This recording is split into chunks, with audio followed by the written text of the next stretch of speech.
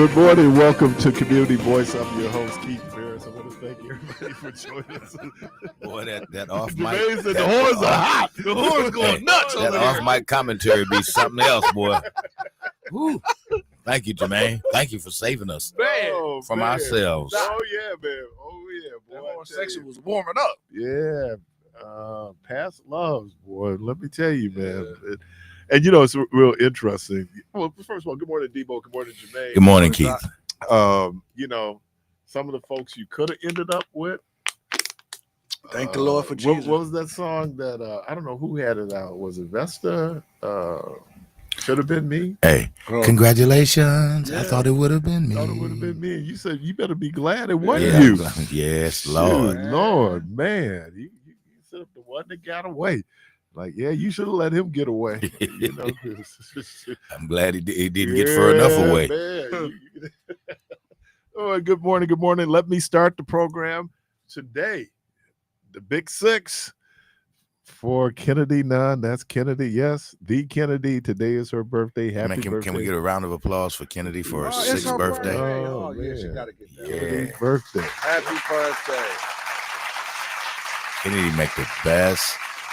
What you call it? Hibiscus? Yeah, red drink. Man, I call it Red Kool-Aid. hibiscus in it. Red drink. It was, listen, it was so great. That next day, I was asking for it. Like, and then I got a chance to actually officially meet Miss Rhonda on Saturday. That's right. And, you never met Rhonda. Yeah, I saw her at the funeral when we was going to the car, but I've never had a conversation. But she's one of the nicest persons you can meet, man. And no, seriously, I ain't kissing up. No, seriously. No. She was Like super. You trying to get my cheesecake? No, I'm trying to get me some more of that drink. So Miss Rhonda, since Keith, they ain't gonna do it. You know that was Kennedy. You made it sound like you know that was not alcoholic. You sound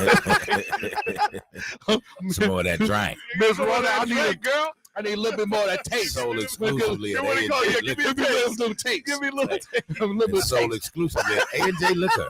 Yeah, right. I need you to put that in AJ Liquor. Kennedy's red drink. Right. You get it right there. Yeah. At AJ Liquor. You know what? I actually just created a commercial in my head. It goes like this: Kennedy's red drink. You can find it at A&J Liquor. Get a little taste. That's it. So anyway, A little taste. Wow, complete with sound effects, y'all. Did y'all hear that? Effects, right? A little taste. Mommy.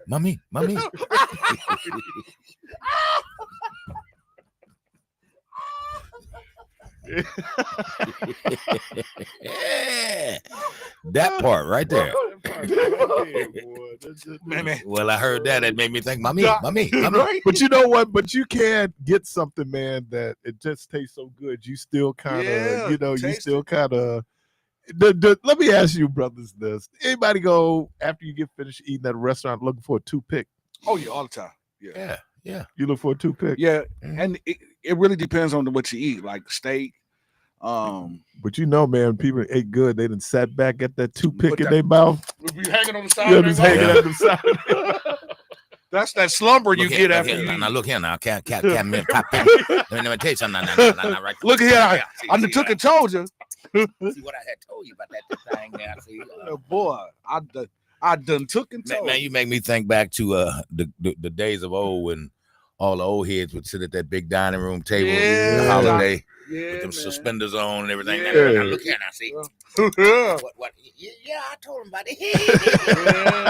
And they would go to talking, and boy, you want to hear some family secrets?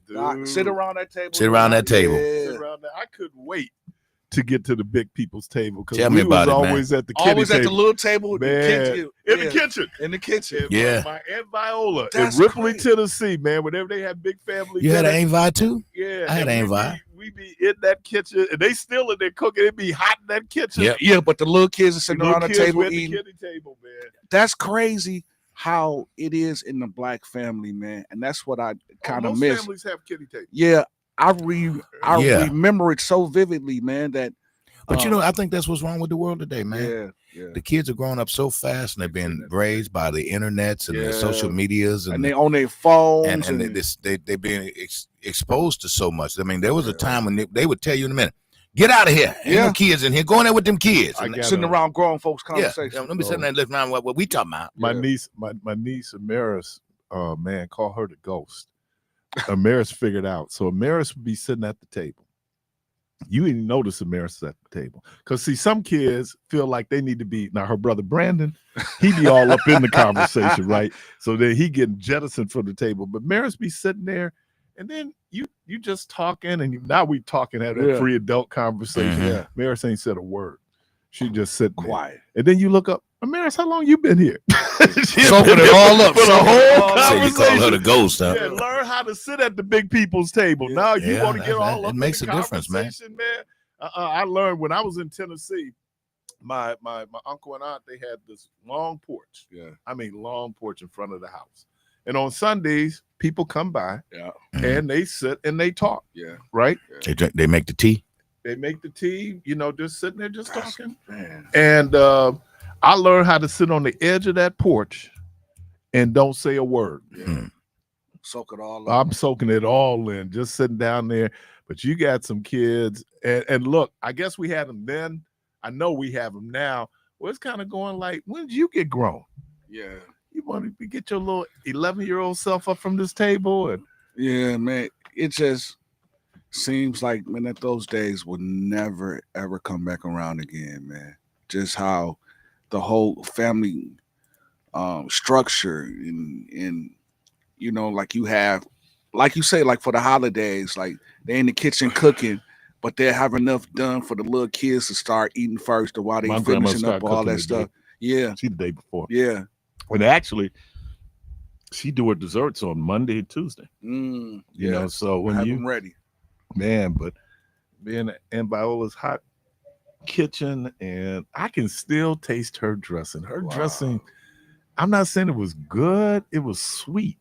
Sweet dressing. Yeah, and because there's some people who do sweet dressing. Yeah. But I was so used to, you know, our family, which was, well, actually it was my grandmother's aunt, but more sage, you know, than, you know. Yeah.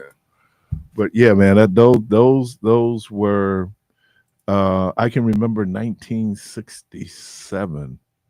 It was actually the last Christmas with my Uncle James, who was getting ready to go. The next year, he went into the military.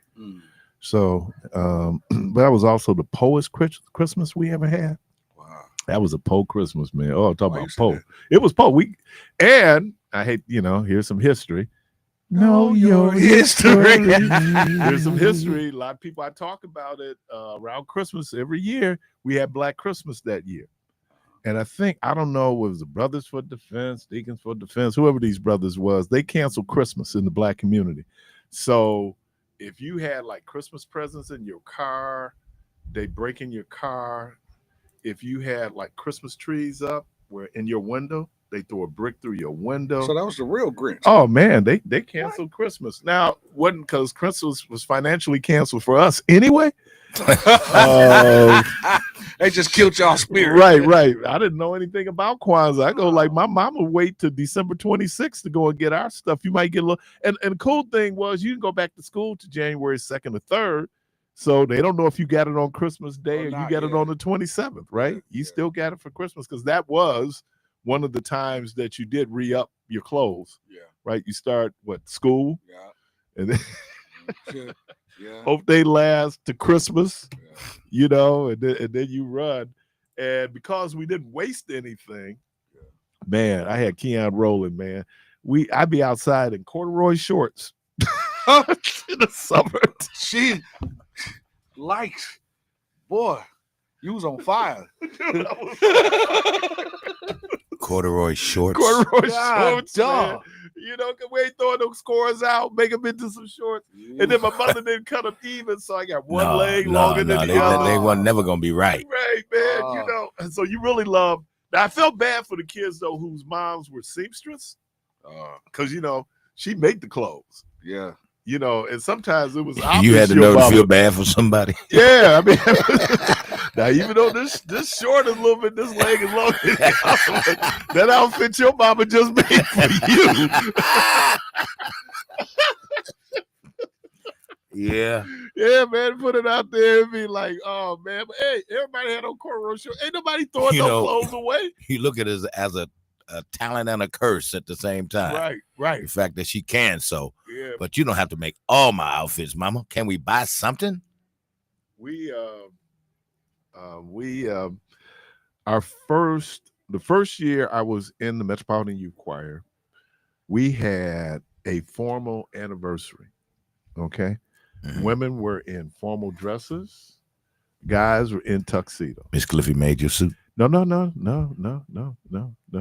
So we went to Sherco's. Everybody remember Sherco's? Mm-hmm. Yeah, so we went to Sherco's, got our tux, and never forget, 8-button brown Edwardian, double-breasted suit, big ruffle shirt, the whole thing. We was clean.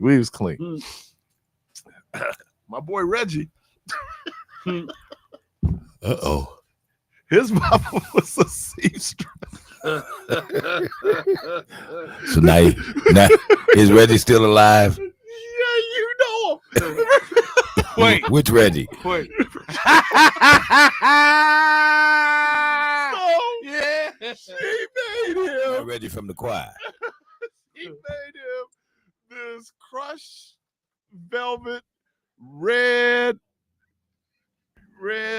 A crushed velvet. Crushed velvet. No, you started out wrong with the crushed velvet.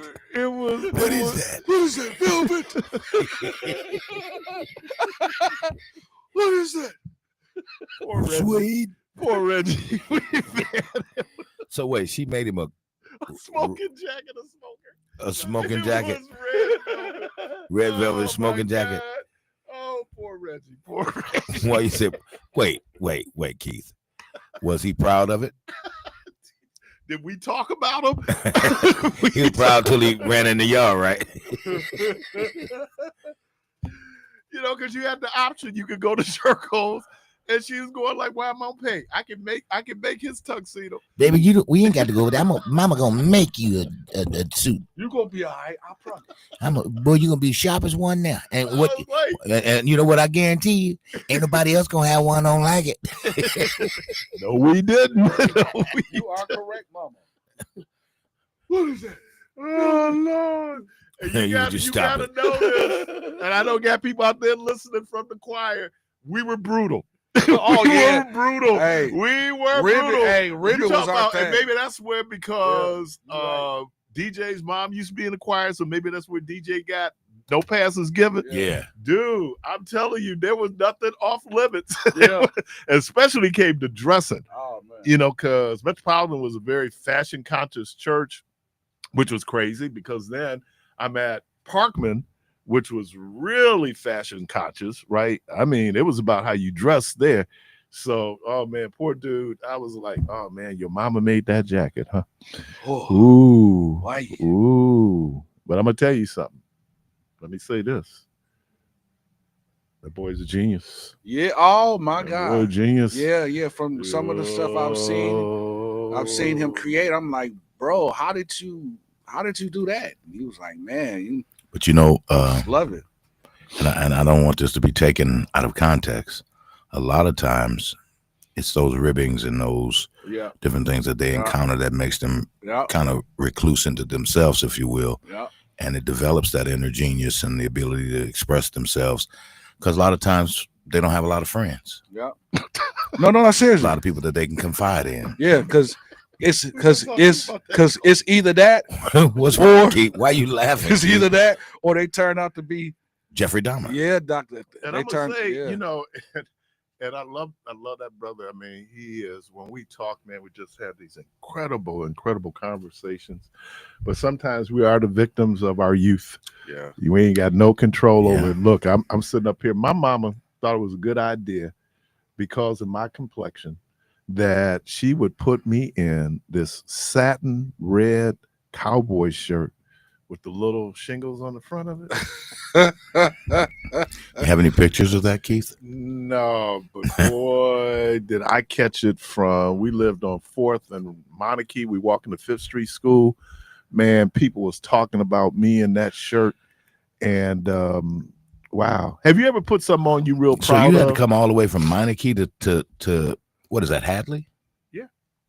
that was not. I walked a mile to go to school every day at Parkland. Keith, don't try to make it sound like my old grandma and daddy. But we walked 5 miles back and forth to school every day. And you know what, Debo? I didn't have no shoes. Oh, here we go. That's Bill Cosby walking in the snow 8 miles to school. Yeah. No, but I literally did. When I went to Parkland. That's a pretty fur piece, though. Did mom accompany you, or like you just?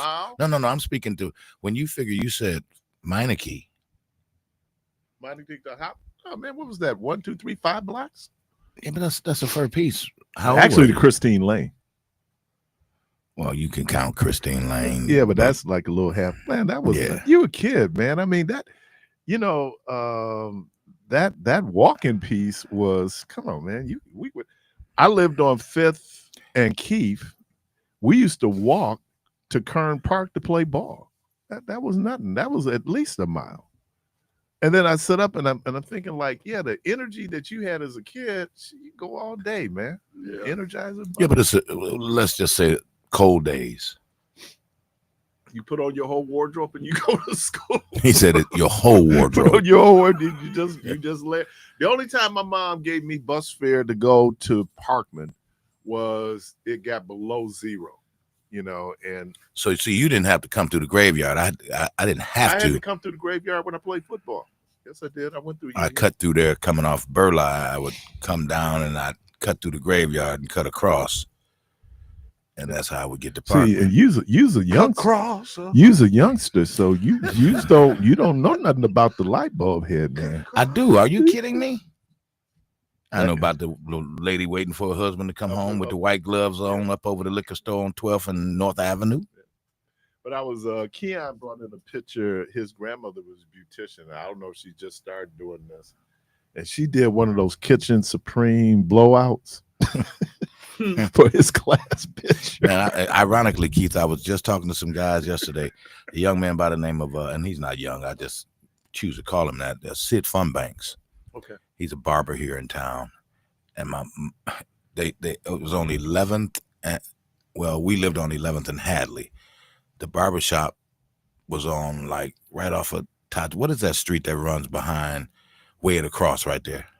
14th or 13th. I think that's the other piece of Hopkins. I think it picks back up right there. Does it? Yeah. That little lane that just runs down there and dips behind the fish market or whatever. It's a little church down there. Where Posey's was, they were on 14th, right? That restaurant? Yeah. Yeah, okay. But the angle street that runs diagonal, if you will, with way at the cross. Okay. So you got Titonia here, then there's a little street that runs with way at the cross that way. Okay.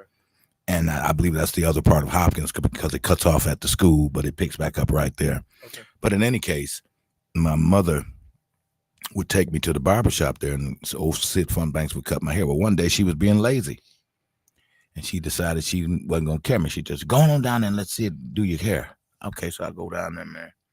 Now, you mentioned blowout, because what I did that day, because she wasn't with me, I got the blowout and went back to the house. She said, how the hell you leave here you come back with more hair than you left here with?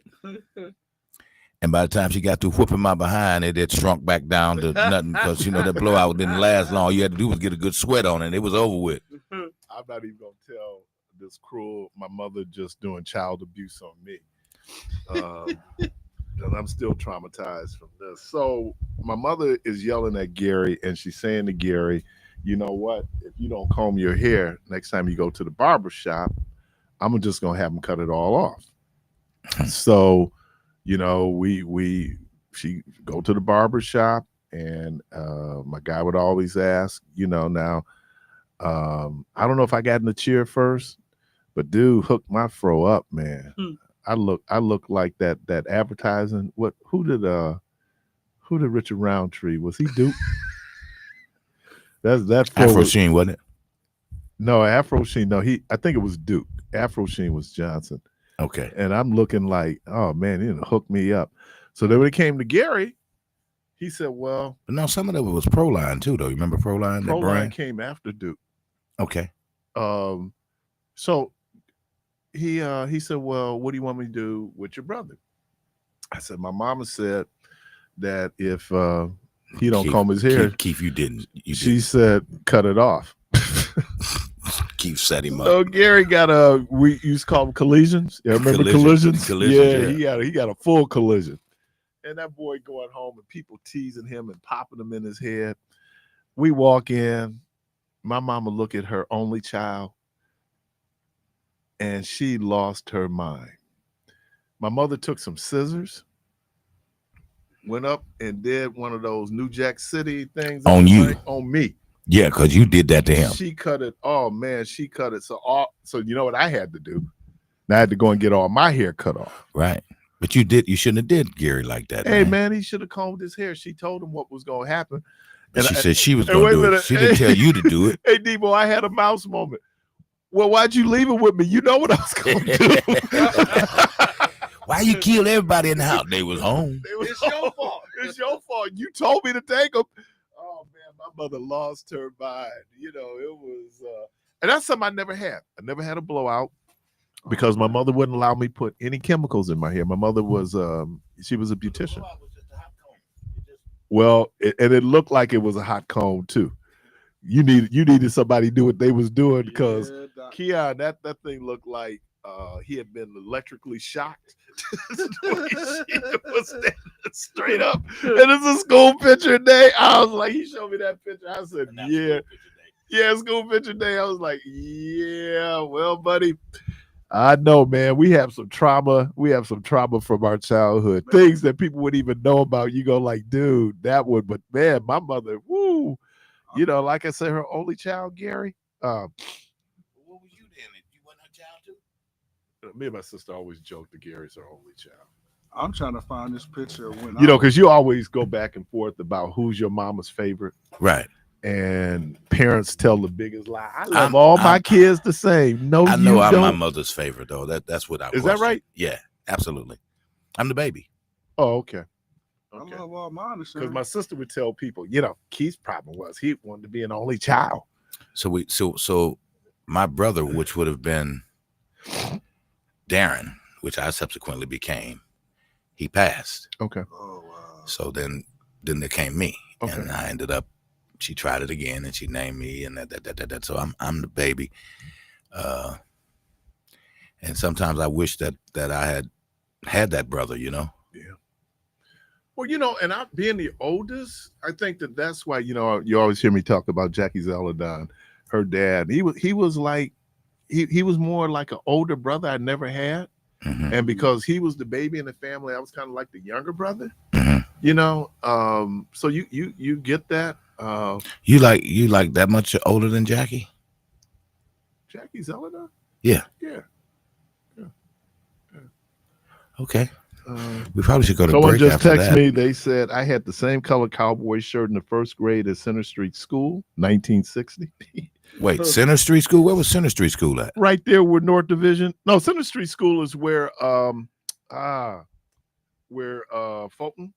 There used to be a school right there. They built Fulton, and then right there on Center Street, you would see this. It used to be a school there. It was really weird how they did that, and I don't think they were connected. You talking about that little building down on the end of the playground there? You see where you got the one playground that's right over to the north, and then you see this big thing that they made kind of in the green space and stuff like that. That used to be the Center Street School. Yeah, it was weird. I don't recall that, but okay. Yeah, because you weren't born. They ended up tearing it down. Yeah. So that's like, right. Those people who went to Riverside. It's like a lot of, again, I've had people that argue me up and down that there was no 12th Street School. Oh, there was. I know there was. But again, they tore it down because it sat where. And the old St. Boniface Church was there. They tore that down. Right. But yeah, there was 12th Street School. I went there. That's where I got my vaccination. Me and my mom used to live on 12th Street. You know where Evergreen Church is? Mm-hmm. That used to be an Episcopal church. And my mom and I lived. It's amazing that church is still standing there. Yeah. Well, they can't tear it down. I think it's a landmark. Yep, historical landmark. That's the problem they have over St. Matthew. It's considered a historical landmark. So, so you can only add to those. You have to. You can't. A whole lot of loops. Yeah, you can't do a whole lot in restoration. Because I didn't realize they had. I thought I saw it. They tore down Mount Moriah. Really? Yeah. So now, because they built a chapel, and they so that I was just there Juneteenth. Caller, they welcome to the built program. that on the back end over there. Yeah. Caller, welcome to the program. Good morning, Mr. Parris. Good morning. Assalamu alaikum to you all. Yep. I was just listening to you all talk about like siblings or like I think birth order or something like that. And here's my point of contention with you old sibling people. What you say, man? With you old sibling people who got older siblings, and they have people who are like me, not the younger ones. How come you old sibling people think you are entitled? How come you think that the ones who come after you are undeserving? How come you think that you can do whatever you want to people even after they become adults? You still have the same mentality as if you are a child. And if you didn't feed these people, if you didn't feed your brothers and sisters who are younger than you, you don't have no damn authority over them. So you should stop trying to act like it. Christopher? Yes, sir. Should we pull the couch out? Do you need come on the couch, man? Come on, bro. Because it's obvious, Christopher, that you have some personal feelings involved in this conversation. I still have them on.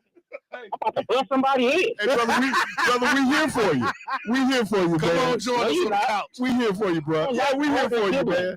That makes me sick. So what's your birth order, man? Huh? Where are you in the birth order? The one of the last. Oh, yeah. How many of y'all was it? Wait, altogether is 6. Okay. But the only ones that I like are the ones that's younger than me. Oh, right, because you're doing the birthday that happened to you. You doing it to them. You doing it to them. No, I didn't. I'm not like that. Somebody took your votes from Look, I don't call my younger brother my little brother. He's a grown man. What the hell I look like calling him my little brother? He's bigger than me. Okay. Christopher, come on in and join us, bro. Yeah, man, the couch we got room for I'm you. so sick. I know somebody. I didn't throw a rock and somebody know what I'm talking about because you got them older siblings who think they your mama and your daddy. Mm-hmm. They ain't did nothing for you. Mm-hmm. They ain't put no shelter over your head, no food in your belly, no nothing. But they think they're supposed to get treated like your parents. Let me come home without little Christopher. I know that's and right. see if they're gonna be a problem. Yeah, it's gonna be an issue. It's gonna be a problem.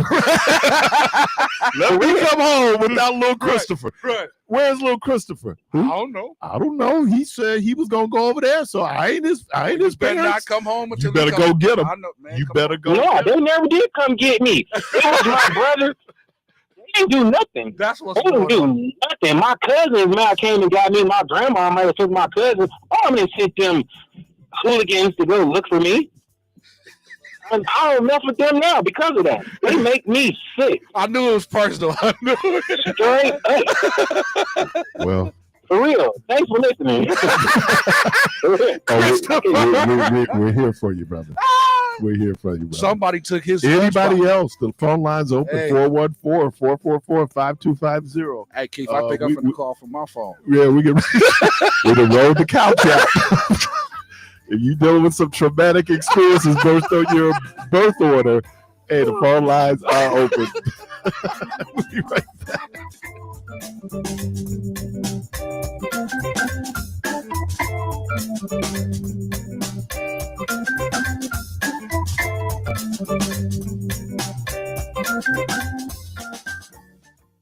AURN News. I'm Jamie Jackson.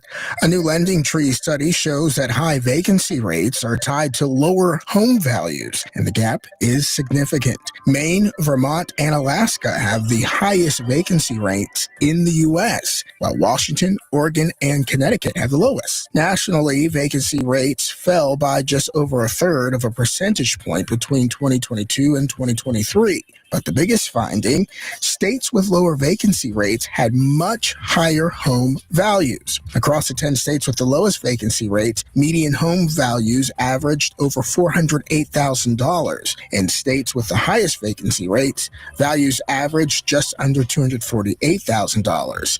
The report draws a clear link between empty homes and declining property values, a trend that could matter for anyone hoping to build equity or sell in an ever-changing market. For AURN News, I'm Jamie Jackson.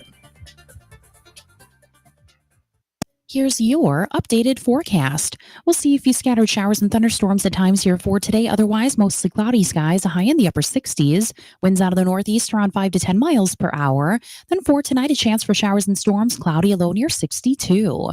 By Thursday, another chance for showers and thunderstorms. Blend of clouds and sunshine develops, high of 82 degrees. And Friday, a chance for rain and storms, a high around 80. I'm meteorologist Jennifer Wojcicki on AM 860, The Voice. Hi, this is Jermaine Rideout. Did you know Sugar Hill Gang, Rapper's Delight, or even Blondie's Rapture often get credits for being the first mainstream hip-hop songs? But they were not indicative of what the genre will become. Run DMC will become the first act to establish the blueprint for rap stardom, beginning with Sucker MCs before moving on to much bigger things that would include the birth.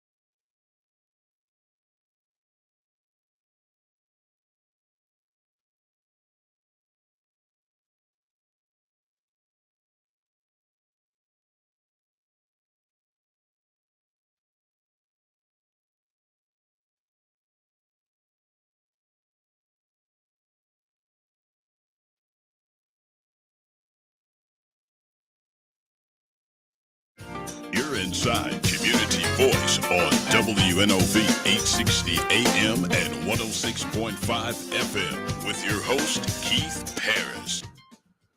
Welcome back to Community Voice. Are we out the bed? We're out the bed. We're on the couch. La, la, la. So, hey, we're here for you.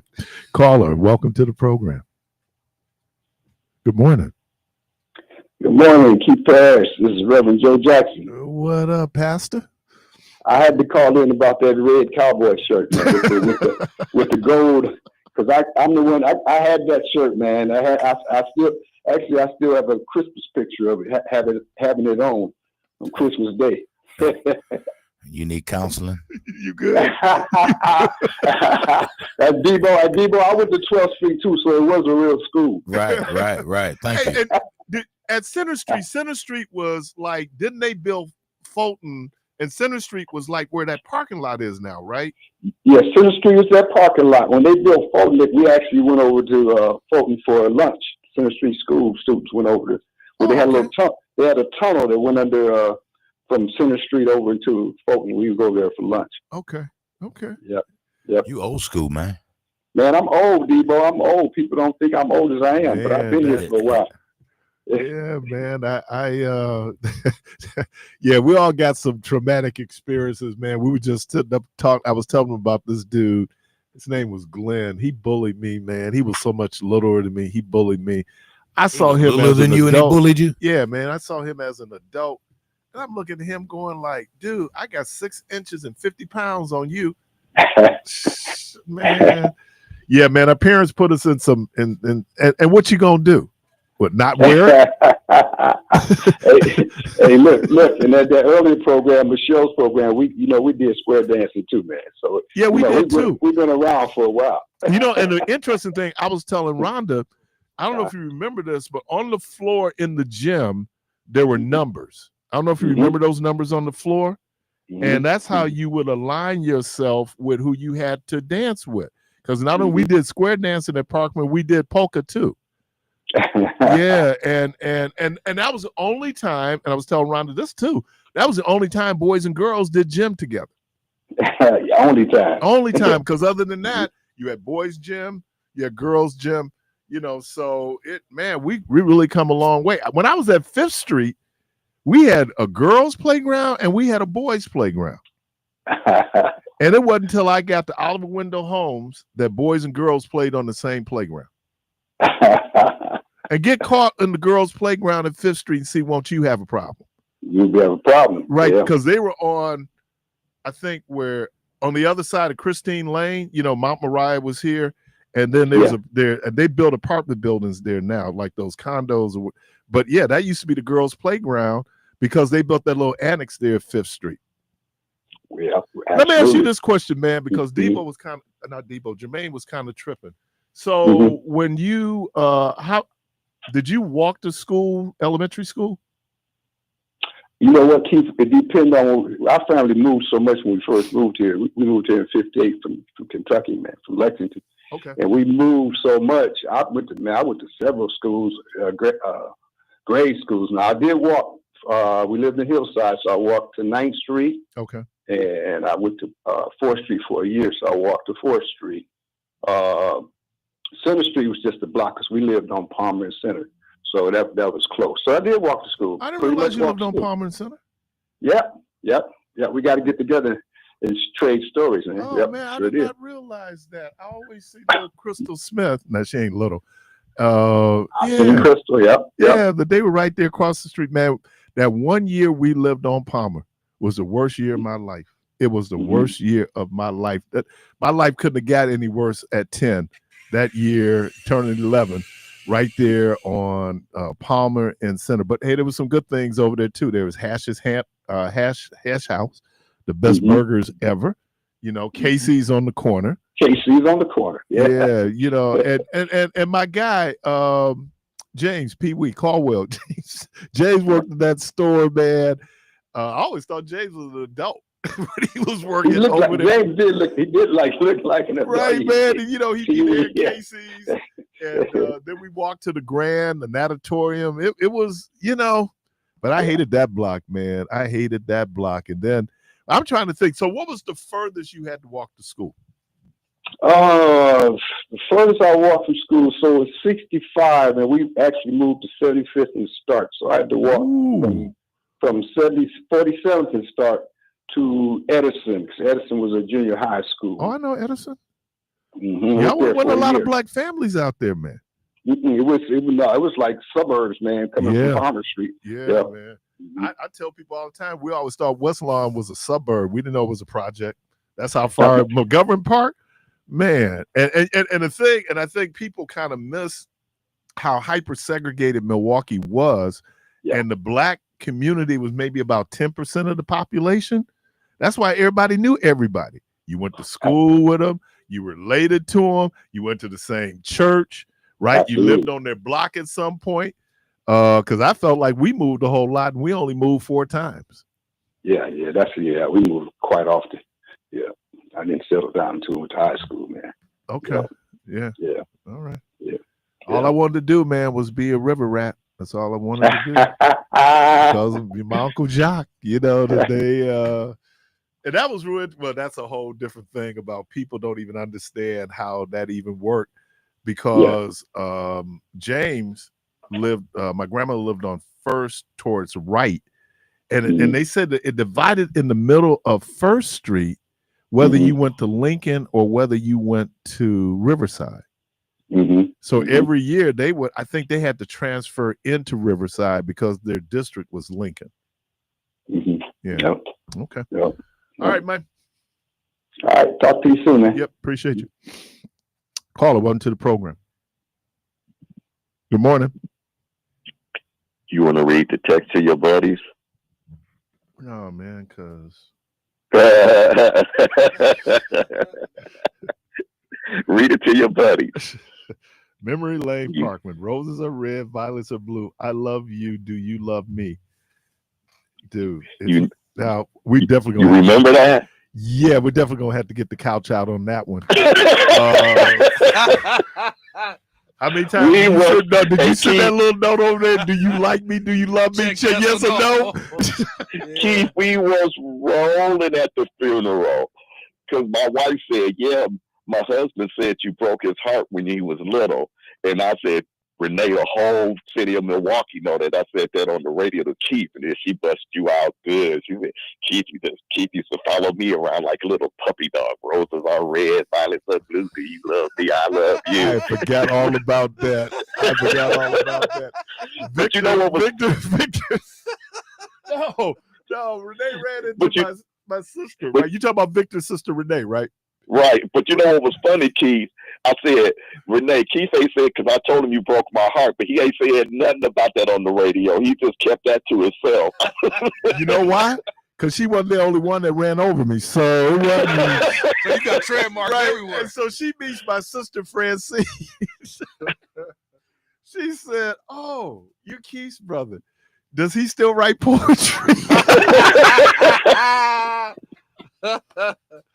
Oh, Lord.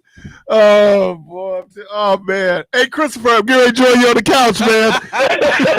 Make room for two. Hey, now here's another one. That explains a lot why that brother is like he is. But let me say this. It ain't always fun being the big brother either now. Oh, you don't have to tell me. So being the oldest, like Christopher, being the oldest ain't always fun. Sometimes you want to kick it with your boy. Take your little brother. And we was having this conversation. Matter of fact, with Keith, I was, it was 4 of us. My baby brother passed on, and we stir steps. I'm pretty sure. How many years you battled with Gary? 1 or 2? I'm 3 years. So wherever I went, me and Gary went. Oh, so that's okay. So that's a little bit wider of a gap. But me and my brothers are closer in age, and so everywhere I went, they had to go. Yeah, everywhere. And I was trying to explain to my mama one day, I was like, you put a lot of responsibility on me. I was just a kid, just like they was a kid. It's like, you should know better and do this and do that. And like you said, let you not come home with Gary, or let me not come home with Gary or Keith or Terrence. All hell was going to break out. Man, and then the deal was, my mother was the oldest. So I'm getting no relief. I'm getting no relief at all. I am the oldest. Certain things are supposed to happen. And it's been interesting because in our Sunday school lesson, we've been talking about all these Abraham, Isaac, Jacob, and Esau, Isaac, Cain, Abel. But it really came up with Ishmael and Isaac. And Semitic law says that the oldest gets the greatest inheritance, right? Right. And so, and there were some practical reasons for why, you did that with stability, some other things. Because even when you think about the prodigal son, he didn't leave with much, because everything was going to go to the older brother. So, yeah, I take it, but I'm gonna tell you something. It helped me become a leader. I understood because I understood the most important quality of a leader is responsibility. And because of now I'm gonna tell you, I could be irresponsible, but it just responsibility is just part of my DNA, because that's what my mother expected. I had to go pay bills. Those bills better get paid, right? So I mean, just it's your birth order is your birth order. You have the middle kids who always feel like the younger ones are getting more, the older ones are getting more. They're kind of there in the middle, and they always talk about your birth order has impact on how you see yourself in the world. Sometimes just based on what position you were born in the family. But you know what, Keith? Those lessons that we had to learn as being older, and that it when I look back on those days, man. When I told Gary one day, I was like, sometimes I didn't want to take it, but I look back on there now, man, I couldn't have a better best friend than my two brothers, man. I love them so much, man. And, those lessons that we learned, the fights that we got in, that we had to watch each other's backs and all that kind of stuff. It's a bond that cannot be unbroken. We tell them, even with our wives, and they can be listening, don't care. We're not going to let nobody come between us. Yeah, and that's how thick our bond is. And you, yeah, when you think about just the, like I said, the level of responsibility, and what I didn't realize, my mother kept trying to get me to understand this, but I'm being so selfish and so self-absorbed. She was going like, well, your siblings look up to you. They don't look up to me. And I think the prime example of that was when I went to Dominican. Oh my God. That's all they wanted to do because I went there, right? So I didn't think about that in terms of the impact that you have when you're the older. And Keith, don't forget about good or bad, they look up to you. Yeah. So what and that's one of the things I didn't understand for a while. What you do, they gonna do. Yep. Hey, but you talking about walking to school? You know where Mesmer High School is at, right? Mm-hmm. My parents still live there. We moved there when I turned. We moved there when I turned 8 years old, right off of 7th and Capitol. So we had to walk from. We did. I don't know if Keith went. I know me and Gary went to Parkman. I'm not sure. I can't remember if Keith went, but we had to walk from there to Park. I don't care how cold it was when these kids get these cold days off. Now you correct me if I'm wrong, but I don't remember us school getting canceled because it snowed too much, or it was too cold outside, or it was too hot outside. I don't remember that. Snow. Never cold. I remember going to Parkman. It was 14 below zero, 12 below zero. And that was the day my mom gave me bus fare. I didn't. You got bus fare? I got bus fare for that day because it was so cold. I don't know nothing about no bus fare. Yeah, and I tell you what, I was at the bungalow. I braved that cold. I took lunch. I was telling somebody when I was a 7th grader at Parkman, we just drove by there on Juneteenth Day, and I was telling my guy John and DJ, I said that, I can remember the first day of school as a 7th grader, walking to Parkman. They got that. People don't realize that front door. Was you 5T? Huh? Was you 5T? Was I what? With 5T, 5 transition, where you got to. Yeah, I did 5T. The 6th grade. I did 5T at Burger. Oh, I did it at Green Bay Avenue. Yeah, I did 5T at Burger. So we. So I never forget how intimidated I felt walking into school, man. And I was a transfer. And then they put me in what was then called 720. 720 was everybody who couldn't get in a regular class. Oh, that was quite a group of people. And my mother gave me money to buy books. My mother didn't know that 7th and 8th graders don't buy books. Dude, I was eating so good that first week of school, man. I'd gotten over. They just opened Grant's Golden Skillet. Oh man, bungalow.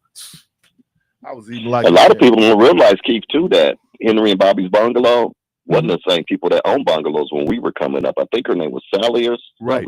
There was an older black couple, as I remember. Yeah. I went to So we've been going to bungalow since we've been knee high to a chicken, man. I still go to bungalow. Hey man, bungalow, and then Wade's, the first what were they called? Now and Laters. When Now and Laters came out. Well, the Wade still own that store. Yeah. It's still in the Wade family. Yep. Now and Laters, dude. First time I ever got them. I got them at the bungalow. I lost a tooth on an hour later. Yeah. On a vanilla hour later, I lost a tooth. Yeah, they were bricks. You gonna eat them now and see a dentist later. All right, I'm gonna let you go, but I thought I'd take you down memory lane because she had us rolling at the funeral when she told us that. I was rolling. I thought Keith might never mention that. No, Keith, thank you, Renee.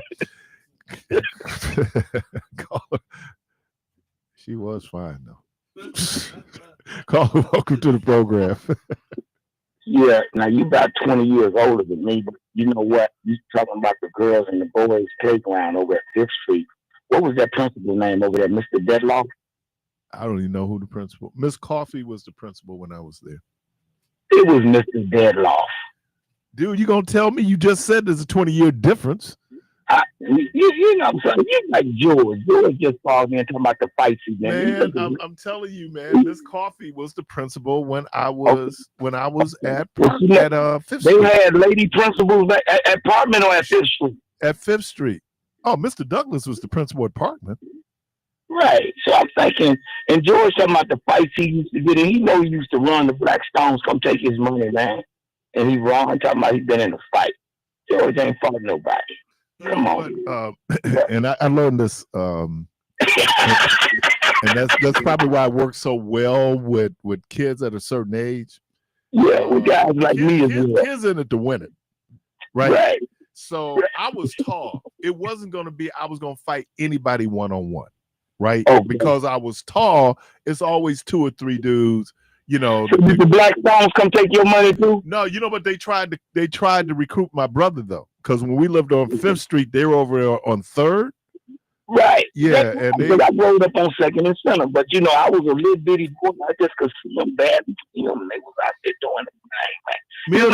Me and my mama lived on 2nd and Center. We lived right across. You know where the Q house is now? The Q house. Yeah, the Q. Oh, you was down on that end, though. You was down on that end. You was. Yeah, I was on the. We was on the 2600. We was on the south side. We was on the right. south side. You was going towards Gerald Jones now, up the street there. Yeah, actually, my grandmother was closer to Mr. Jones because my grandmother was on 1st and right. His mom's house. They would never let me cut the grass there, but they let me shovel the snow. They let Ray Squirrels cut the grass, but they never let me cut their grass. They let me shovel the snow. Negroes didn't want to come outside, I guess. We was kids. But anyway, man, George know them Blackstones was in his pocket. He was running and he's coming in talking about he's been fighting. And the reason why I'm doing that to George because he always want to do me. So I thought this would be good. Memory lane. Them Blackstones had him in check. I remember when they got up here, man. Well, you know, that was all Jeff Ford. That was Jeff Ford. Yep. That was Al Wilkins. And they came along. They wanted to be a part of the Commandos, but they wanted arms revolution. And the Commandos, you know, they were a peaceful movement. So Jeff Ford. Commandos started getting government contracts. Right. They went as did the Stone Rangers down in Chicago. Yeah. Right? They were getting federal grants to go in to do violence. But they were teaching arms revolution. See, militant armed revolution, and the Commandos was more I was at Parkman Junior High School. You don't have to tell me about the revolution. We heard about the revolution every day. We were talking about burying guns in our backyard. What about any fights over there in the graveyard? Man, nobody fought in the graveyard because you're getting through the graveyard, especially when the light bulb man was out, and that was like around Halloween, and you know, I could walk up to Keefe Avenue and then take Keefe all the way up. But then my guys are running through the park. That was too far for me. I grew up. We used to run through that park in full football equipment, man. Somebody said, light bulb head, man, we gone. Right, that was too far for me. We never traveled that far. But anyway, I just thought I would come in and jug George a little bit because he's always throwing slugs at me. He know good and well he ain't been in no fight, man. Them Blackstones was in his pocket getting his little 30-cent lunch money. All right, and George, if you're listening, my guy, Mark Brown just said, tell you, hey. All right, I can't believe, man, I can't wait till the next time I see Renee. All right, you listen to Community Voice. When we get back, we're going to talk about tonight is the first night of the NBA draft, and we'll talk about people from Wisconsin who were drafted and when they were drafted. So we'll be right back.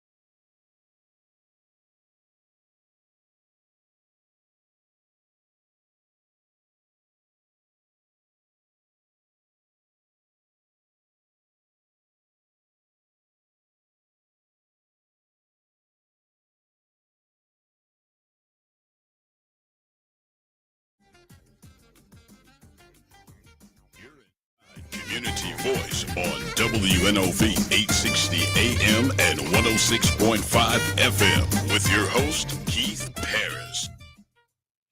All right, welcome back to Community Voice. And I was trying to think the furthest I walked to school was a mile, a little over a mile, walking from 5th Street to 18th, 19th, and Finn.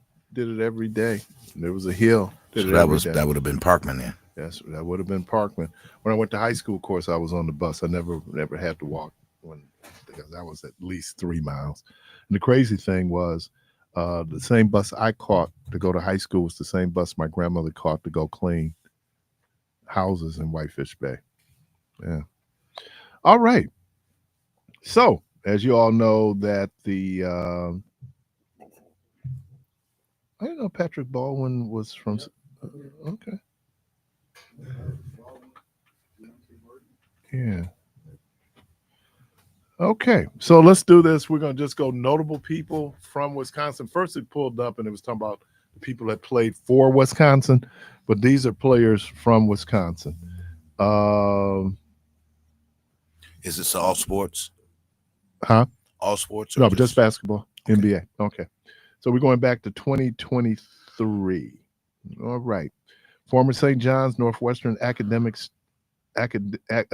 star Brandon Pozinski worked his way into the first round pick, 2023 NBA draft. It's a team with a number of Milwaukee connections in recent past. That's him. All right. So we got in 2023 Brandon. He was drafted 19th. In 2022, oh man, he turned out to be a buster. Johnny Davis played at Wisconsin. Enjoyed a anyway, he had a real big rise at Wisconsin, jumping from a quality bench player as a freshman to the Big Ten Player of the Year and lottery pick as a sophomore. He led. He had a brother, right? Yeah. I think Johnny Davis was just in the wrong system. He got drafted to Washington. Yeah, he did. He was the 10th pick in the 2022 draft. Yeah. Patrick Baldwin. He was picked number 28. I remember him, but I don't remember him. He was killing for UWM. Yeah, he played for his dad. Yeah. Oh, okay. Yeah, he was picked 28. And he can shoot, man. Okay. 2021. I thought this guy was going to be a whole lot better. And maybe he still got some upside. Jalen Johnson from Nicolay. He had come from outstate. Yeah, Jalen is good though. He killed it for Atlanta. Yeah, briefly played at Duke before sustaining an injury and then leaving the team. As his next stop, he played 22 games as a rookie, scoring 2.4 per game. I'm assuming he's still in the league. Yeah. Like he in the starting lineup now. Okay. Well, now that they got Porzingis now. Yeah, so he was taken 20th in the draft by the Atlanta Hawks. Yeah. Tyrese Halliburton, Oshkosh North. Sacramento Kings. I didn't realize that's where he started. Yeah. So he was drafted. He was picked 12th in 2020. 2019, the luckiest guy ever. Tyler Hero, Whitnall, Miami Heat. Yeah. University of Kentucky produced product, had a huge freshman season. I don't remember him. I do know he had a good run in the NCAA tournament. No, he was killing for Kentucky. So he was the 13th pick by the Miami Heat. Yeah. Jordan Poole, Milwaukee King, Golden State Warriors. He went to La Lumiere Prep in Indiana. He was selected by the Golden State Warriors. He joined another former member of the City of Conference, Kevin Loney. He is now with the Washington Wizards. Not no more. He with New Orleans. He's with New Orleans now? Yeah, okay. They traded him from 2023. So. Yeah, no, they just traded him last night. Okay. Costas Antetokounmpo. I can never pronounce it. Akanupu? No. Giannis's brother. Oh, yeah. Costas. How do you pronounce it? Antetokounmpo. We speak American here. He's the younger brother of Giannis. He went to Dominican High School. Great night. Yeah, my son played against him, man. Yeah. I saw him play. He played with Diamond Stone. Yeah. And what's my guy? Dwayne Wilson. Oh, yeah. Okay, he was picked 60th. Henry Ellison, Rice Lake. Trash. The Marquette University freshman was selected. Man, he went after his freshman year. Yeah, they should have stayed. Another alum, Diamond Stone, New Orleans Pelicans. He was the 40th pick. That means that would be second round. Second round, yeah. I think he should have stayed another year. He went to Maryland. Yeah. But he should have been in a system where they got him out the post. Yeah. As you know, his cousin is just rocking in the WNBA. What's her name? God, cannot think of her name now. Agulawali. And, And his cousin is playing football. Her brother is playing for the Houston Texans. Oh, wow. Okay. Big Buster. Sam Decker. Sheboygan Lutheran. The former University of Wisconsin standout. He was smart, though. The year he came out, I think that was the big contract year. Everybody was getting money. So he got played. He got paid. He appeared to be headed to the Bucks in 2018 during a 3-team trade. Yeah. But he was taken by the Houston Rockets, number 18. Kevon Looney, Milwaukee Hamilton, Golden State Warriors, played 1 year at UCLA. And, he got 3 rings. Good dude. He's a glue guy. It looks like he's just got engaged. Glue guy.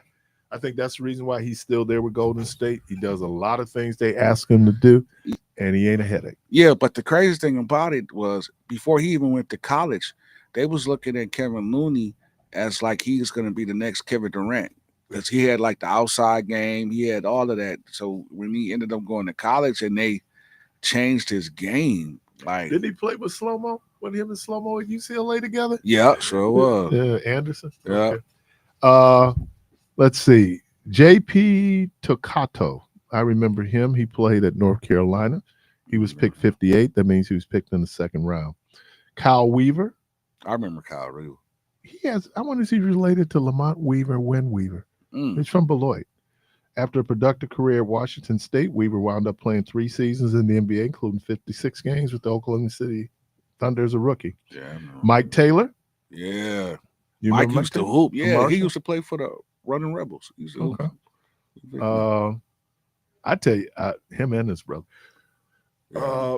So Carl Landry. Yeah. Milwaukee Vincent. Supersonics.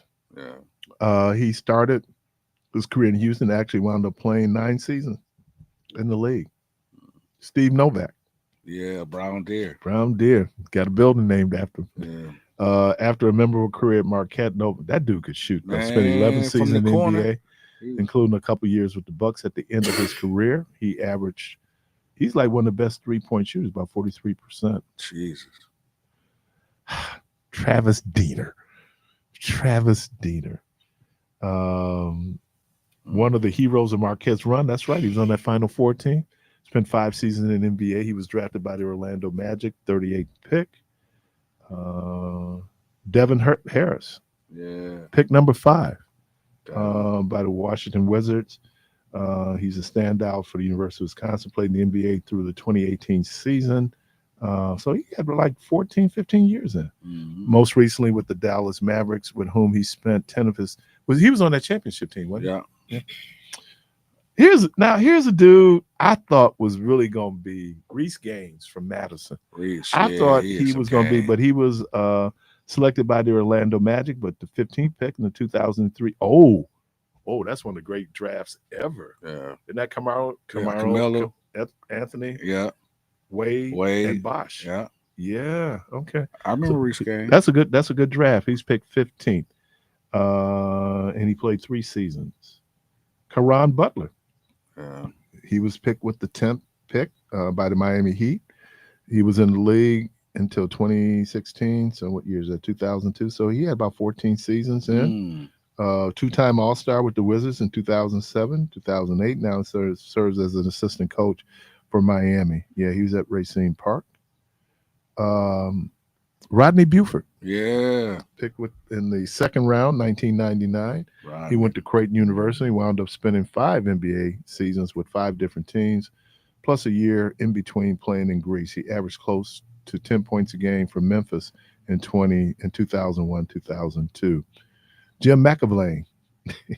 Who was that? Racine St. Catharines. I remember him from Marquette. Big man. Spent 7. Oh, the center. Yeah. Yeah, he spent 7 seasons in the NBA, and then returned to Milwaukee to become the color commentator for the Marquette men's basketball team radio broadcast. I thought he was drafted higher. 1993, Nick Van Exel from Kenosha St. Joseph's, Los Angeles Lakers. Van Exel was a star at Cincinnati. The year that they had one of the regionals here, I got a chance to see him play at Cincinnati, played for Bob Huggins. He had an all-star campaign with the Lakers in 1998. Yeah, that's the question why he was no longer with the Lakers. Something happened. He fell out with Shaq. He was gone.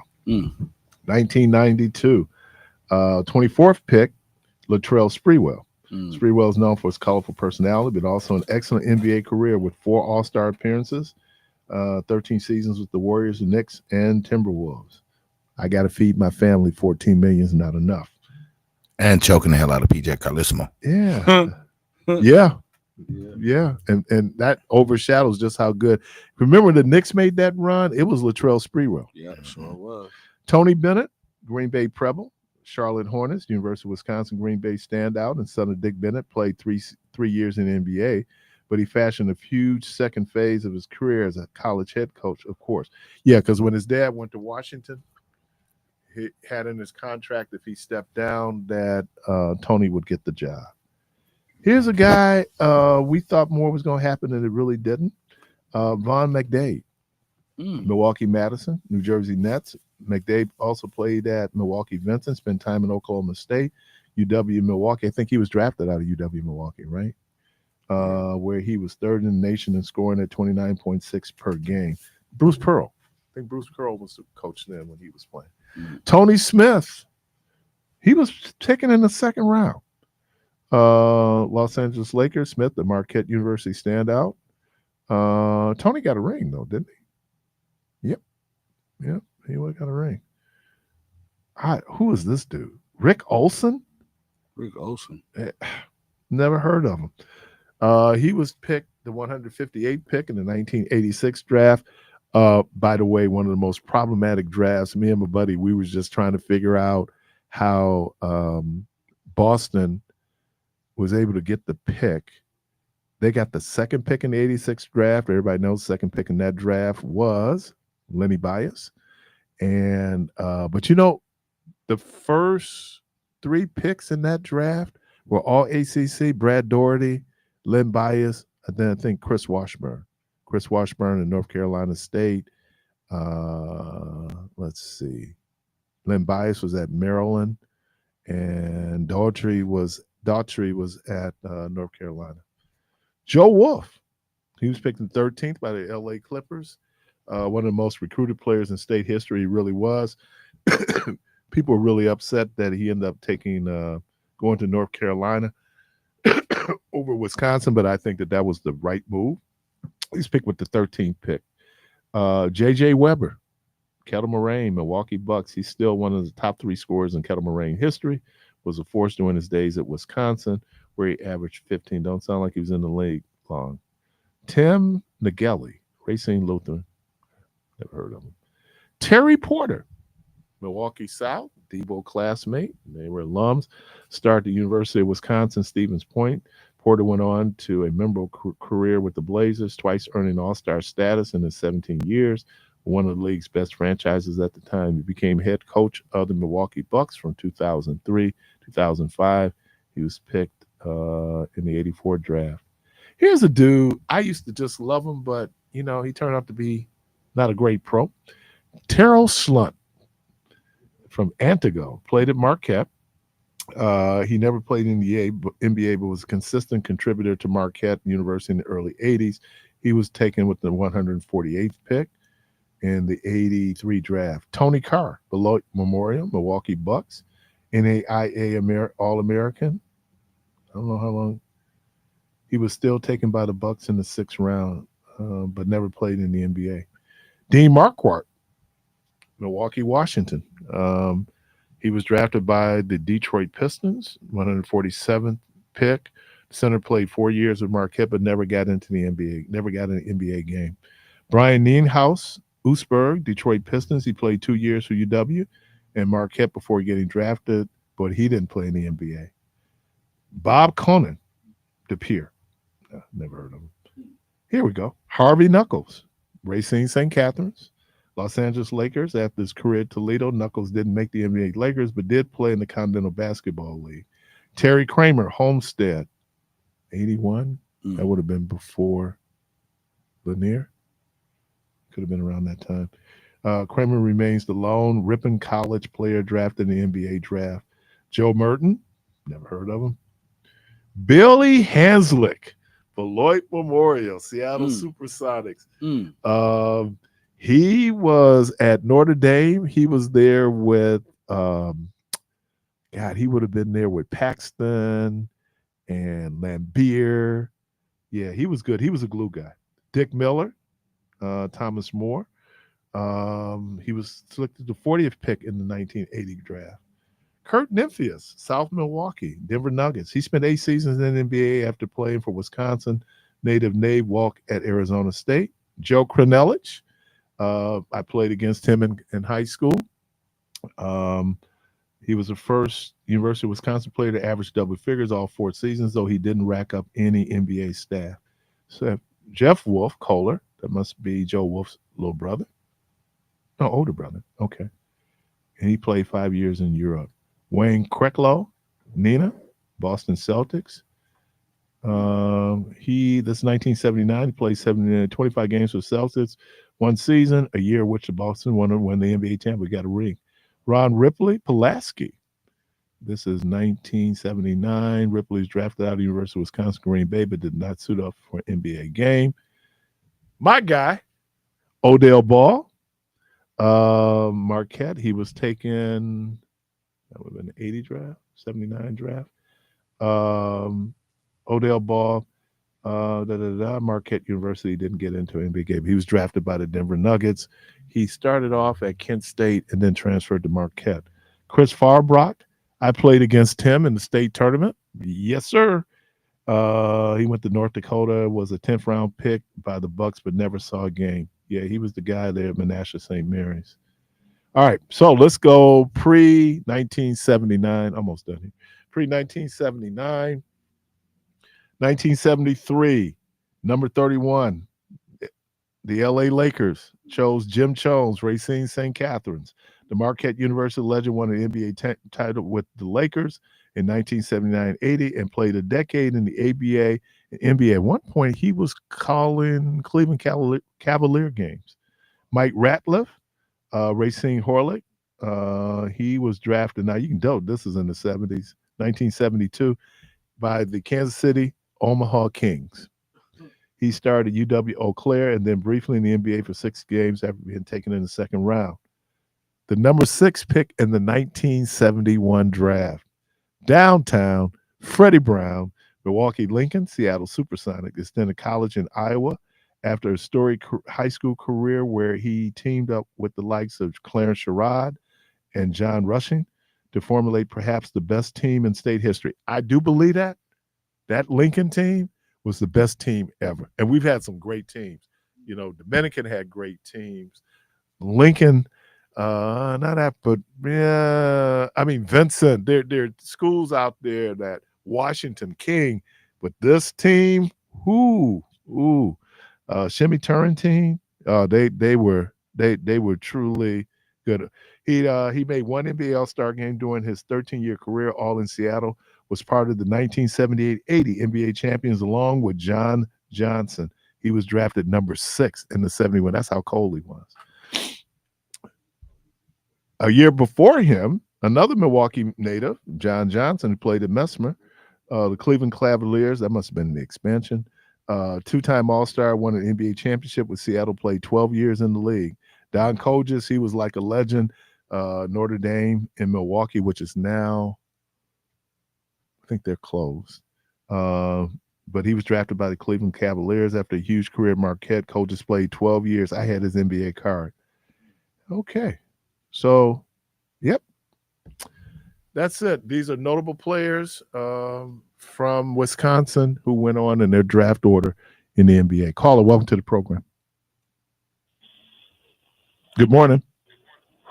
Good morning, Keith. What's happening? This is Rick calling you long distance from Germany, man. Hey, what up, Rick? You ain't got nothing better to talk about than sports, man, with the orange man in the White House and Pete Hegseth over the Department of Defense. You ain't got nothing better to talk about than sports. I was kind of diverting myself from getting angry. So I thought if I talk about sports, I won't get upset about what's going on currently with this dude. Man, we need to know how to survive sickness, poverty, and government. I hope you change direction, man. All right, appreciate you.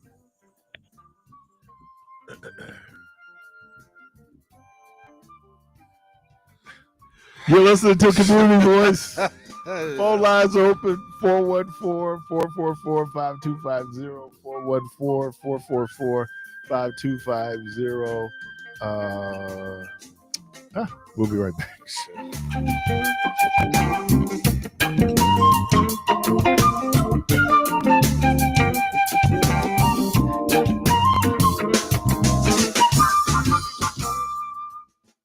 AURN News. I'm Jamie Jackson. A new lending tree study shows that high vacancy rates are tied to lower home values, and the gap is significant. Maine, Vermont, and Alaska have the highest vacancy rates in the U.S., while Washington, Oregon, and Connecticut have the lowest. Nationally, vacancy rates fell by just over a third of a percentage point between 2022 and 2023. But the biggest finding, states with lower vacancy rates had much higher home values. Across the 10 states with the lowest vacancy rates, median home values averaged over $408,000. In states with the highest vacancy rates, values averaged just under $248,000. The report draws a clear link between empty homes and declining property values, a trend that could matter for anyone hoping to build equity or sell in an ever-changing market. For AURA News, I'm Jamie Jackson. Here's your updated forecast. We'll see a few scattered showers and thunderstorms at times here for today. Otherwise, mostly cloudy skies, a high in the upper 60s. Winds out of the northeast around 5 to 10 miles per hour. Then for tonight, a chance for showers and storms, cloudy, a low near 62. By Thursday, another chance for showers and thunderstorms, blend of clouds and sunshine develops, high of 82 degrees. And Friday, a chance for rain and storms, a high around 80. I'm meteorologist Jennifer Wojcicki on AM 860, The Voice. Save big on everything for your next project when you shop at Menards. Update your living spaces with new flooring. Mohawk laminate floors are durable, waterproof, and easy to install. Enjoy the look.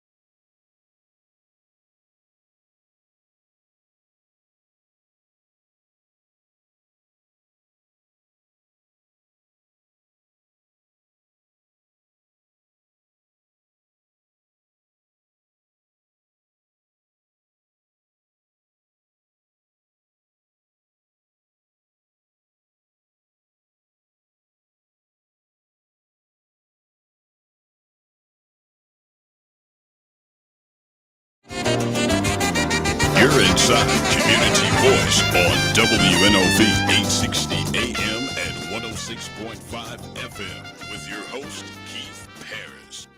All right, welcome back. And what's my guy? Rick, right?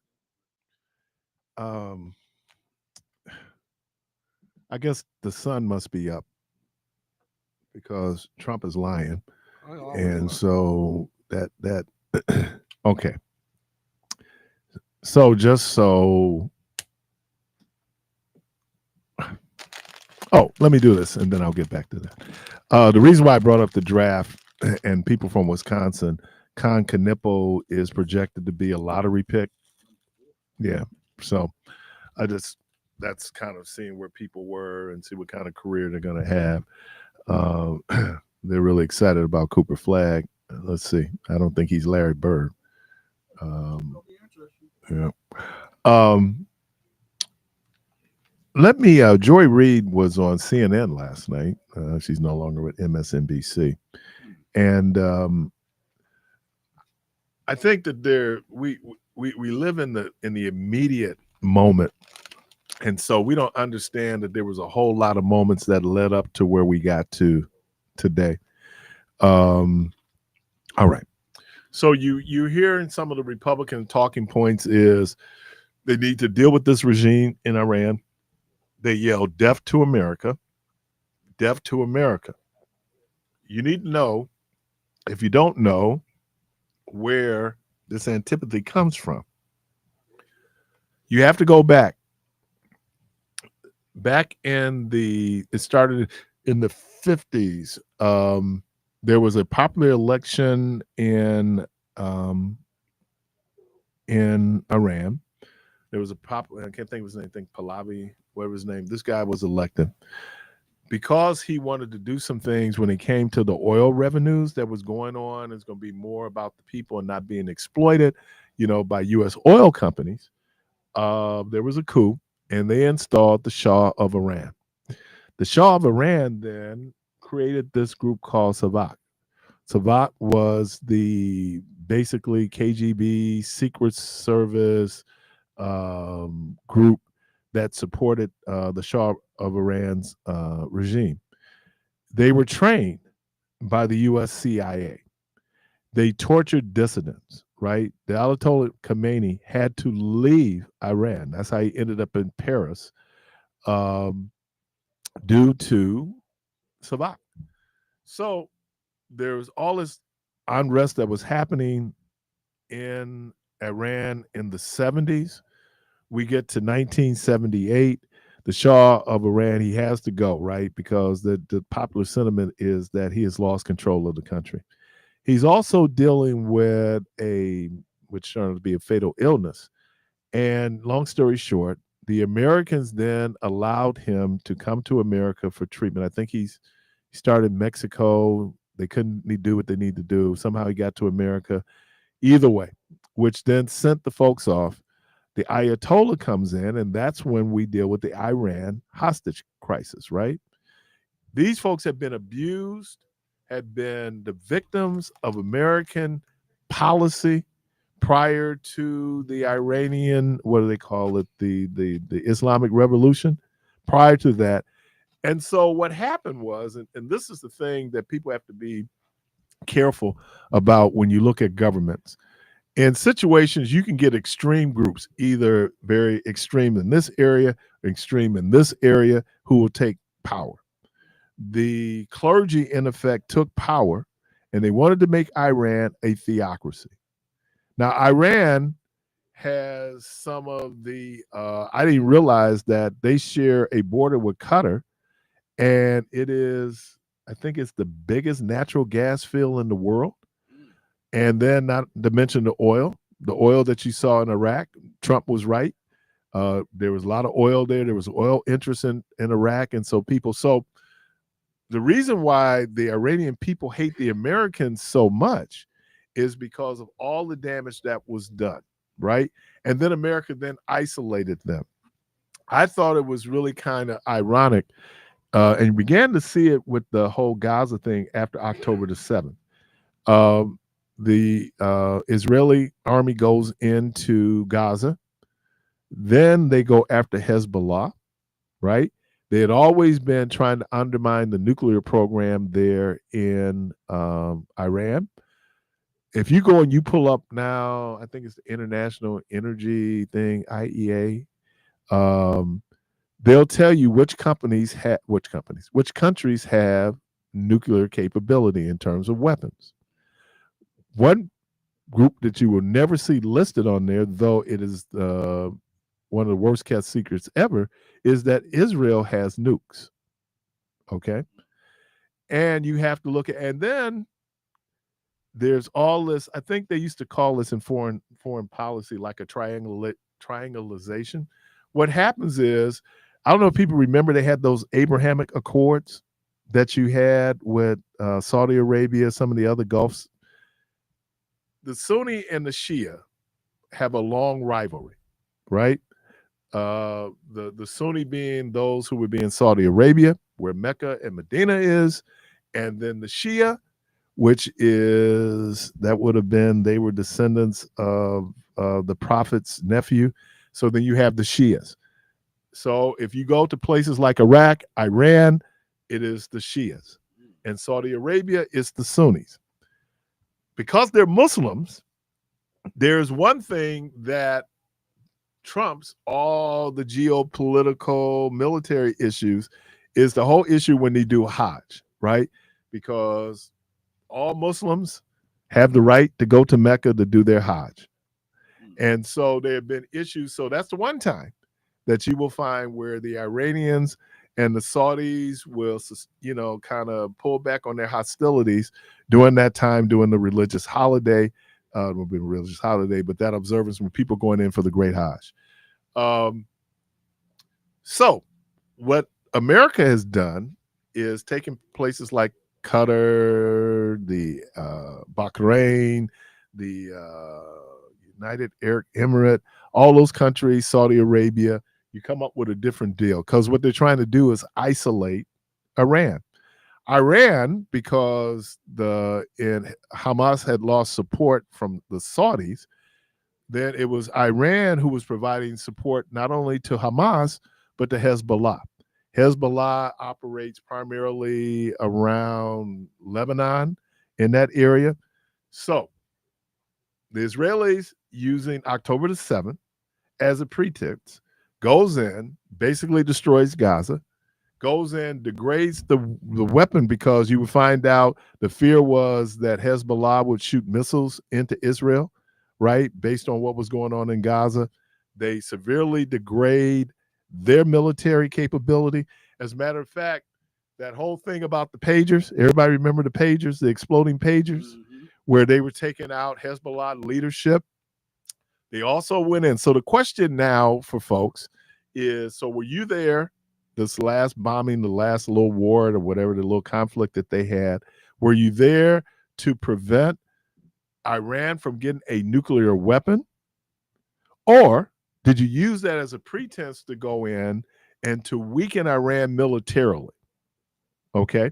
So then Iran could not provide material support to groups like Hezbollah and Hamas. Then you get, and I don't know how you figure you're going to go in and bomb someplace and you get a Nobel Peace Prize. This dude Trump be on some stuff that I don't, and he don't do drugs. It's like, how do you do this? So based on the Iranians, and you know what, we kind of sometimes, maybe our perception of the Iranians as being kind of backwards people, and what we kind of find out is that they're really not. So they kind of telegraphed, they done figured it out that, oh, okay, they're going to bomb the site. Michelle mentioned it in her program. So they got surveillance showing that they were moving material from those sites that they bombed. Plus, those 20,000-pound cluster bombs had never been used in combat.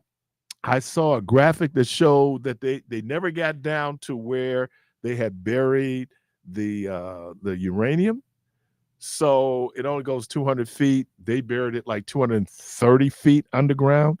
So the question right now is, did you really do? Because what Israel gave the impression was they're going to put a bomb together in 2 weeks. So we can't let them get a bomb. So they go in and then they bomb. Well, come to find out that the Iranians, being a little bit smarter than people give them credit for, had not only moved the material, they have secret locations that no one knows about. So the question now becomes, what is going to be the response? It looks like Iran wants to fall back. Trump got mad. Y'all heard him drop the F-bomb yesterday because, you know, when he goes out and he declares that there's a ceasefire, then people are supposed to fall in line and do the ceasefire. And what did the Israelis do? Then he gives them 12. It wasn't an immediate ceasefire. They gave him 12 hours. So what happened? As soon as he said they had 12 hours, the Israelis then go and continue their bombing attack of Iran. So now the question is, what's the end game in all of this? And this is where it gets real complicated. And then this gets to Rick's point that you don't have very serious people who are in key leadership positions. And because they're not, and what I mean by not serious is that they fully do not understand their job, what they do, the importance of intelligence. You know, I don't think Donald Trump does any kind of read any of his intelligence briefings, right? Because he's the smartest guy on the planet. He can just come out and say, this is what it is, only to say the facts say that it's something else. So right now we're at the I don't know what will happen moving forward. Will they be able to negotiate? And we probably wouldn't have been in this situation had Trump not pulled out of the deal that was, you know, signed under the Obama administration. You pull out the deal. So then the Iranians going, well, hey, if you're not part of it, I'm not going to be a part of it. And so they're continuing to enrich uranium to build nuclear warheads. So whatever it was you were trying to do, but now you let Israel get involved. And so then what happens is, and now I'm thinking about the Bible, right? Now I'm thinking about the Bible. And where Israel wants to be the most powerful country in the Middle East for a lot of different reasons. So when it people tell you geopolitics is really complicated. It's not as simplistic as I can drop the bomb and then that's it. And then so they're saying right now that the preliminary intelligence reports are saying that you only set them back a couple of weeks. Israel saying we set them back 2 years. And then they show the holes. So yeah, you're able, because you have those above ground structures, but the real work is done underground, right? So where are we? Are we getting it? And as we're diverting our attention to what's going on in the Middle East, we have the whole issue of the big, beautiful bill that they want to vote on by next week, and the damage that that's going to do to social safety net programs, i.e. Medicaid. So there is a senator, I think Senator Tillis from North Carolina. They're doing the math now, because there were a lot of people Republicans who would run against Obamacare, but then their states would take the money. Kentucky being a prime example of that. Mitch McConnell, I got a problem with it. But the governor then, which was a Democratic governor, they took Obamacare, right? They took the money. And then they did a little thing showing what states would lose if this current budget is enacted in its current state. States like Louisiana, states like, these are southern states, these are red states that are dependent upon that form of Medicaid, right? The Title 19. So my understanding is now that they have put an addendum or a little piece into the Senate bill that says that they're going to set up this little rural kind of trust to support rural health care. And they're saying it's a non-starter if it gets back to the House. So we need to pay attention to what's happening with the budget. I understand there are PACs that support Donald Trump have been running ads, and they're telling people about all the money that's going to go back in the pockets of U.S. taxpayers if they pass the big, beautiful bill. And the reality is the major beneficiary of this big, beautiful bill in terms of tax cuts are going to be the 1%. It is not for that little dude in West Virginia. He's not going to see anything. And in order to pay for those tax cuts, you're then going to have to cut spending on the government level. And you're not going to cut any spending in defense. That's what made Elon Musk and the Doge so interesting, because if you want to find fraud, waste, and abuse, just go to the defense budget. Cost overruns, paying for things, 8-9 times as real value, all these things. And the problem that you have, though, when you say, okay, we need to look at the military, is that people think, oh, you're talking about now my nephew, who I think he's an E5 in the Army. You're talking about my other nephew who is probably E3 in the Air Force. And you talk about the impact it's going to have on personnel.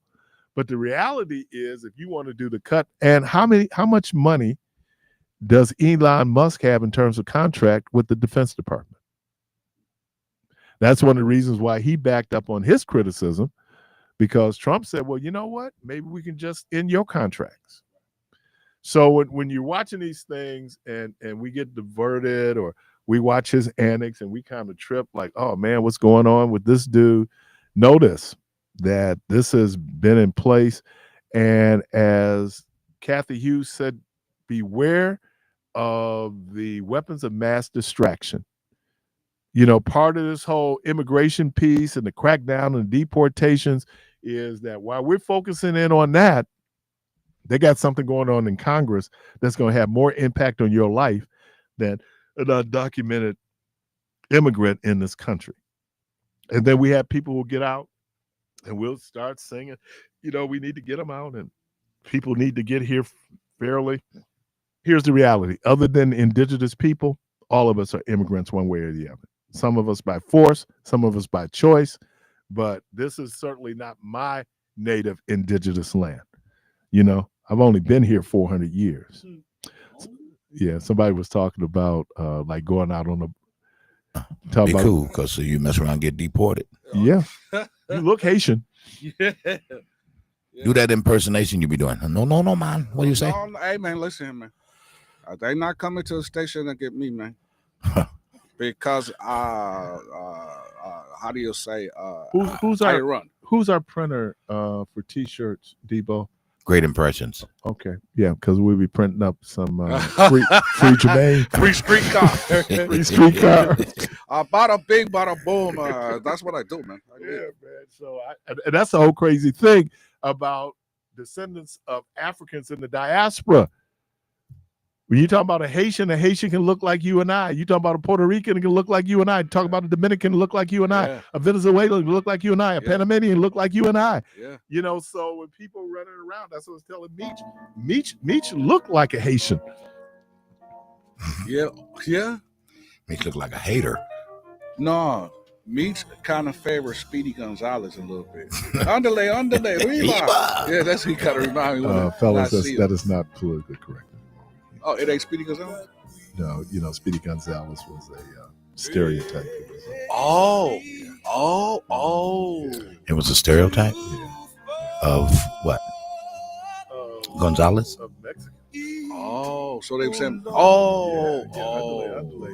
Underlay. And he was a rat too. We're not even going to get into that little bit. The little symbolization. Yeah, so we kind of get. I was watching this movie. What was it? And the guy was at dinner. You ever watch Charlie Chan, Jermaine? Yeah, we didn't even talk about how racist Charlie Chan was. I give you one. Did you put me up on? Yeah, that there was never an Asian who played Charlie Chan. They were all European. Yeah. But, God, what was it? I was number watching. one son, number two son. And the guys at this dinner. The Green Book. Yeah. And Donald Shirley has just finished this show, and this rich white family in the South threw him a dinner. And they said, well, we talked to the staff and asked him what would he enjoy. And they brought out fried chicken. Oh. And I'm sure he didn't eat fried chicken, because if you knew, anything about Don Shirley. Don Shirley was this guy who was just, in terms of culture, he was very cultured. Yeah, so people do it. Let me give you one more. Mr. Magoo. Remember his Asian assistant? Yeah. I don't even know. You got to go to YouTube or Google it, pull up some of those Mr. Magoos. It was so racist. It was so racist, man. So anyway. And we missed all of those, like especially with those Tom and Jerry cartoons, like with the black faces and all of that stuff. Warner Brothers during the war and the propaganda where they used Bugs Bunny. Oh, wow. All right. Debo, thank you. Yes, sir. Jermaine, thank you. Callers, we thank you. Good Lord willing, Creek don't rise. Hope to talk to everybody tomorrow. And as always,